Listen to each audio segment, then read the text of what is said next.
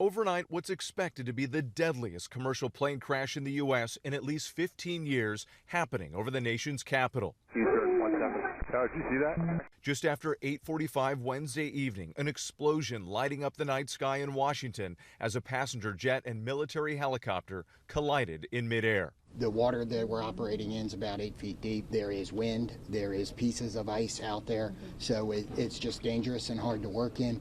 The moment of the crash captured on an EarthCam live stream at the Kennedy Center.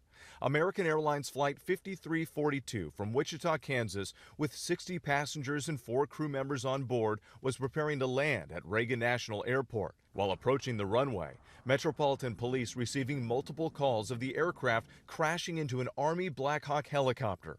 Officials say there were 3 Army soldiers on board, but no senior officials. The explosion sending what was left of both aircraft plunging into the Potomac River.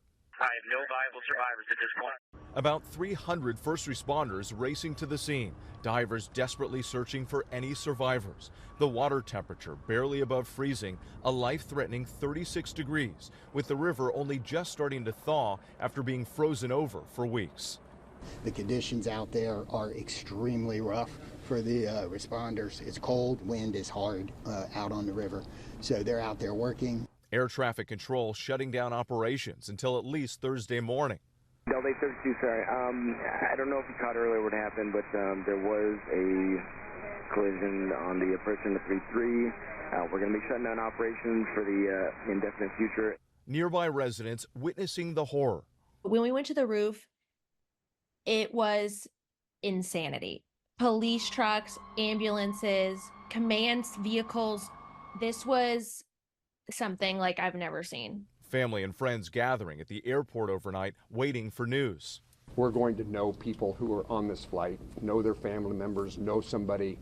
So this is a very personal circumstance as well as an official response. Officials in Kansas say they believe family members of victims were also arriving at the airport in Wichita. We also encourage them to stay home and stay in contact with the airline, and they'll be getting an official word directly as well.